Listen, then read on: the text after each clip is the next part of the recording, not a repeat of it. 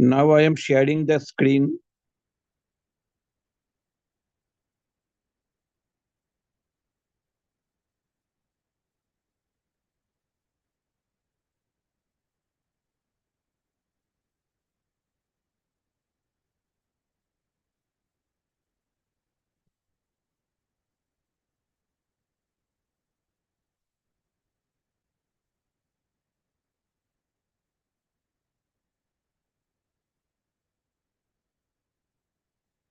Now, usually what happens when we are assessing personality, usually we administer the psychological test and we take the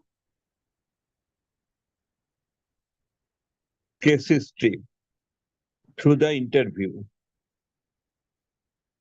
And based upon the norm, we can categorize the people as introverted or extroverted. Now, when we apply machine learning, at that time, we are giving importance on the facial and voice analysis, social media and digital footprint analysis, even the game-based and implicit personality assessment.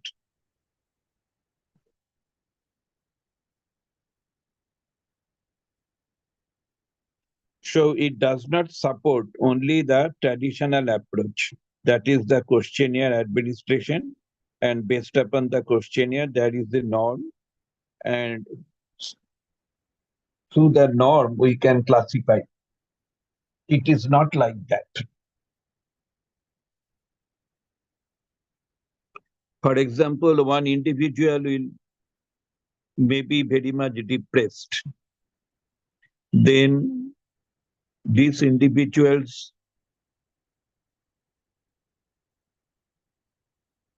speech pattern that will be accounted. Even the facial expression that will be accounted.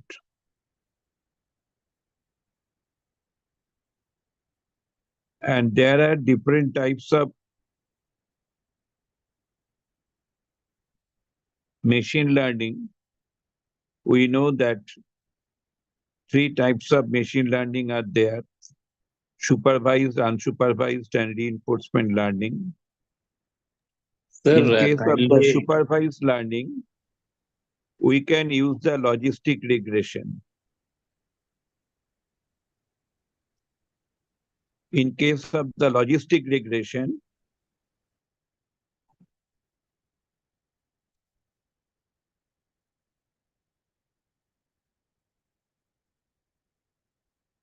we can make the classification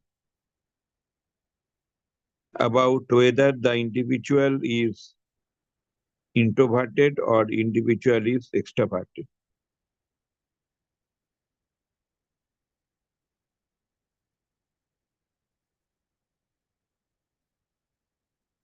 Another one is the unsupervised learning.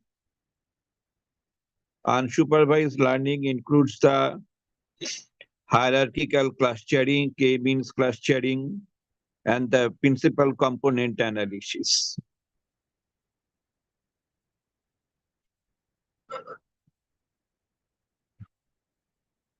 So for personality assessment, you have to collect the facial data,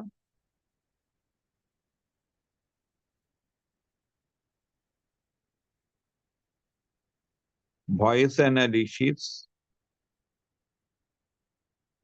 individuals' messages to the social media, and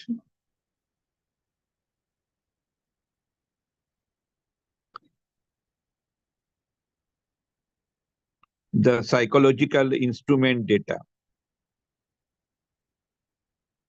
And all of them will be used for the deep learning. That is the neural network learning.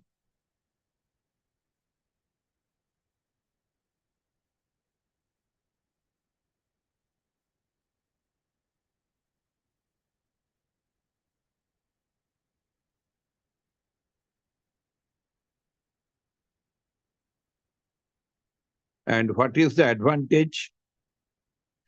Advantage is that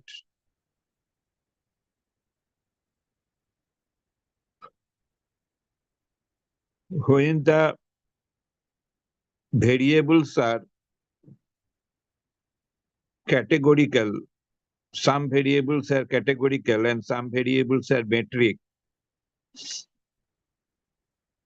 then it becomes very difficult for us to fit all the variables in the model.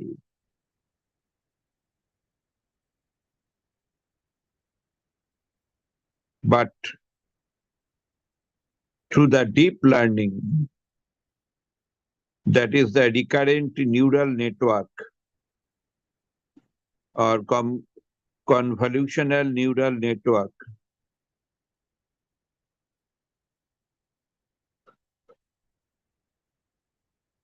we can analyze the facial expression and nonverbal cues for personality inference.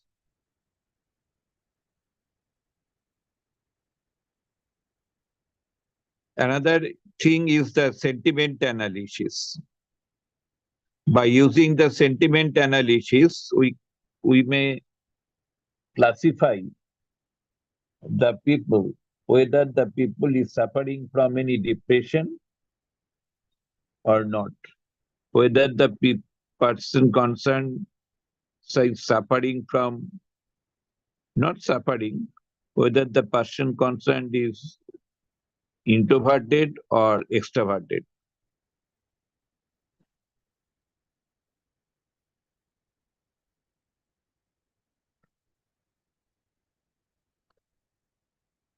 Some of the major challenges are that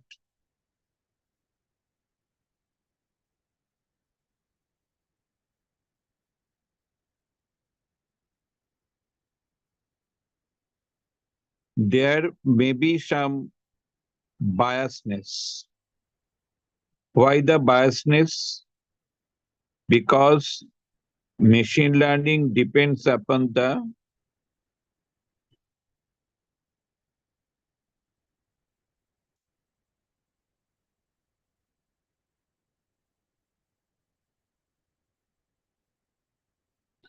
depends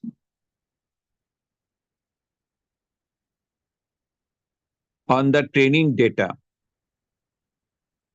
So if there is any biasness in the training data, then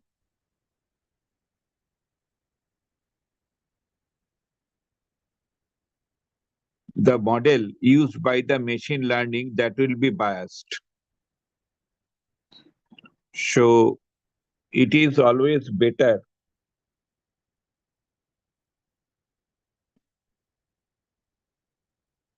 to follow the data which are based upon good number of empirical data.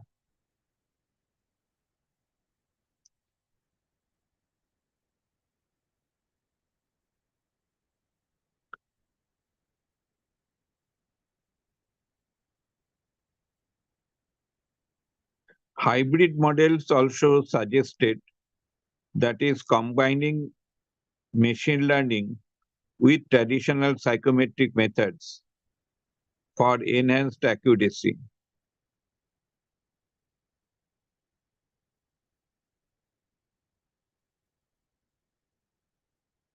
Okay. Now, if you have any question, you can ask me.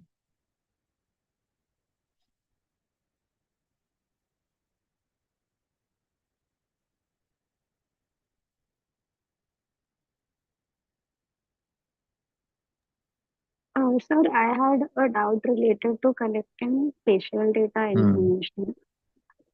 If we are say having a session or intake session online, then recording that session makes sense. But when we are having an offline session, how will collection of facial data work? Like, in what ways can in what ways can that be done in an offline session?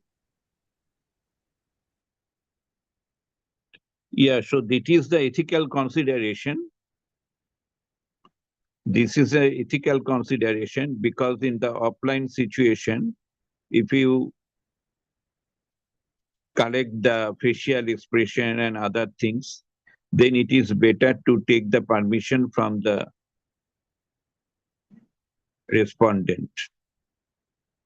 That is vital. And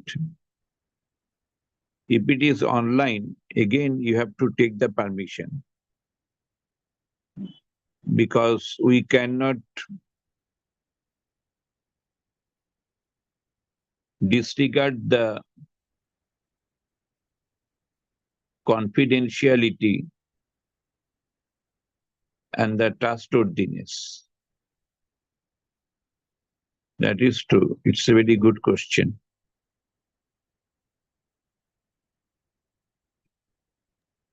Thank you, sir. Got it.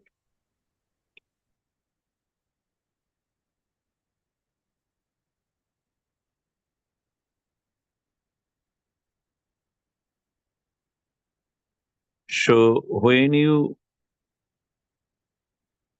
see that is the people, they are playing cricket,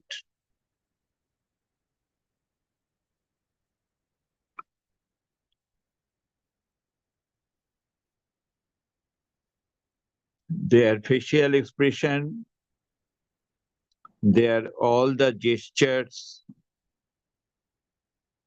their behavior, and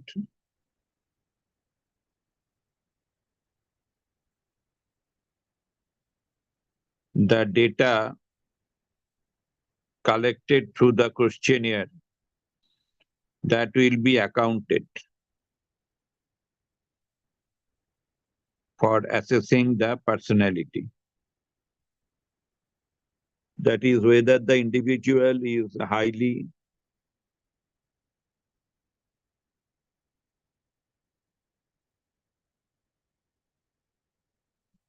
in achievement motivation or not. That is there, that you can get. So one major advantage is that sometimes individual may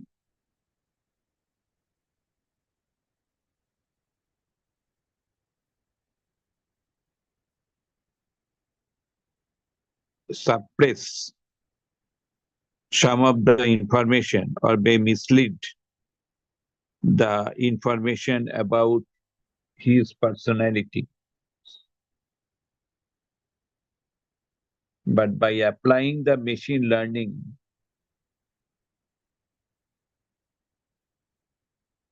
we can check that is whether the classification is reliable or valid. Okay. Yes.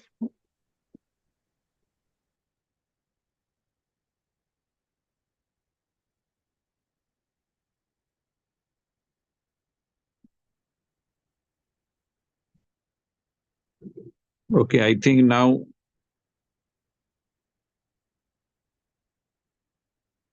any other question? Sanjeev, Vishal, Sir, I wanted to ask about topic modeling. If you could explain that a bit, I am not able to understand it. question about So, topic modeling was topic modeling. yes, sir, it was mentioned in the topic that you were just explaining today. Topic modeling, no idea. What is the topic modeling? Sir, I read it on your screen when you were explaining the topic. So there were two words. One was topic model, and there was another word in the notes that you were sharing. The note that I have presented now. Yes, sir. What is that? Topic modeling.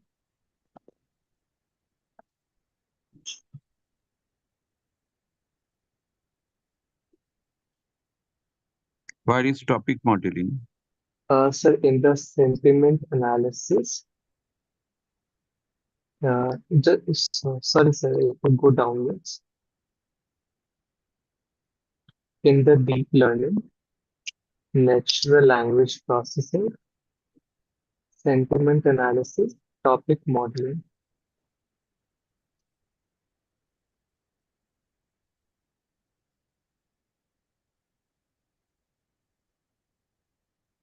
Oh, acha, acha. Understand. Yes. So topic modeling is nothing but related to the sentiment analysis. So you can find out the frequency distribution,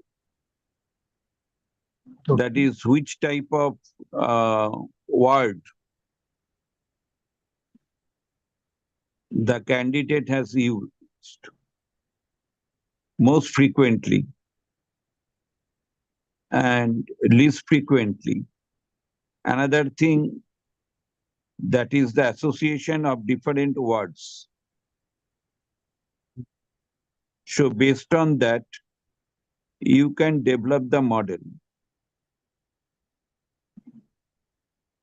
Mm, So if the person is very much depressed, then you may find out, following the sentiment analysis, that there will be more negative affect. And by using the topic modeling, you can find out that is in which topic the candidate has used a negative statement.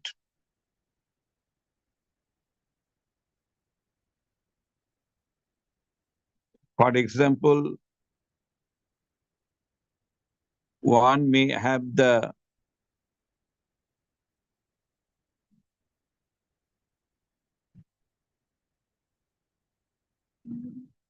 some association with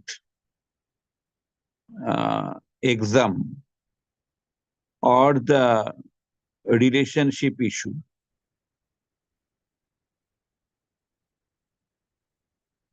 So how do you find out that relationship issue or the exam?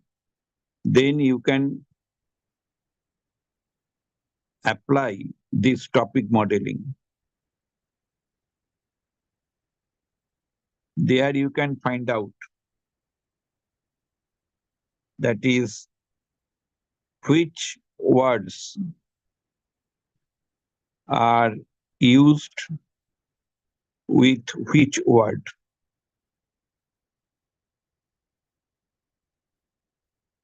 That means two things are there. Number one is the relative importance of words. Another one is the how the word is associated with another word. Okay,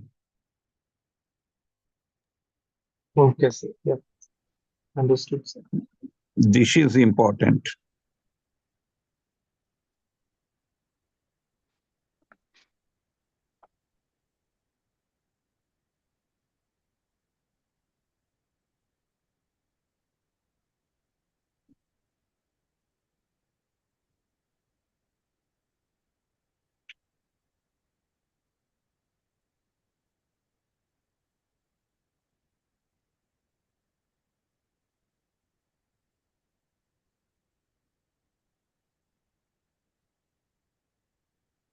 So the principal component analysis that we have in unsupervised learning, mm, it is the same that we use in factor analysis.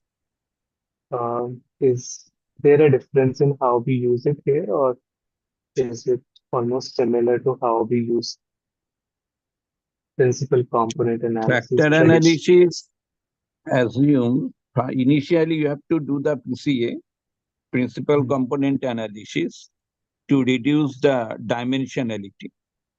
If there is any variable which is multidimensional in nature, so you can reduce the multidimensionality to the specific number of dimension that can represent all the dimensions or all the domains of your variable. Mm. So there will be no redundancy of error. So when you apply the PCA with varimax rotation, then you can find out the variables which are independent in nature, which are orthogonal in nature. And after that one, you can do the confirmatory factor analysis. By using the confirmatory factor analysis, then you can tell that, okay, this is the factor and theoretical factor, and the predicted factors to what extent are matched with the theoretical factors. That thing you can tell.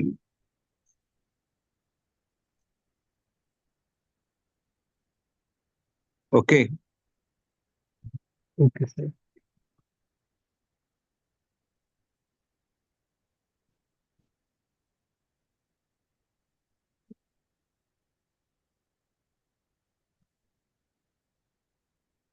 And after that, you can do the k-means cluster analysis based upon those confirmatory factors.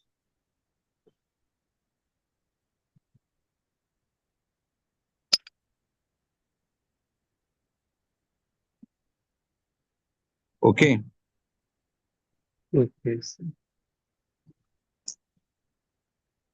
Now, Jana, do you want to ask any question? Yes, sir. Regarding machine learning, the facial and voice analysis, but Yeah. it is not clear to me the game-based and implicit personality assessment, how it does actually. Yeah, in case of the personality assessment, usually we apply the psychological instrument. But whenever we are applying the machine learning, then only the psychological instruments are not sufficient. You have to analyze the speech and the voice and the gesture, everything. And that will be accounted in the model.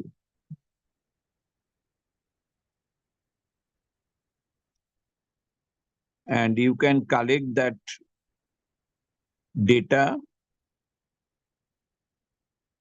after request or after getting the permission from the respondent.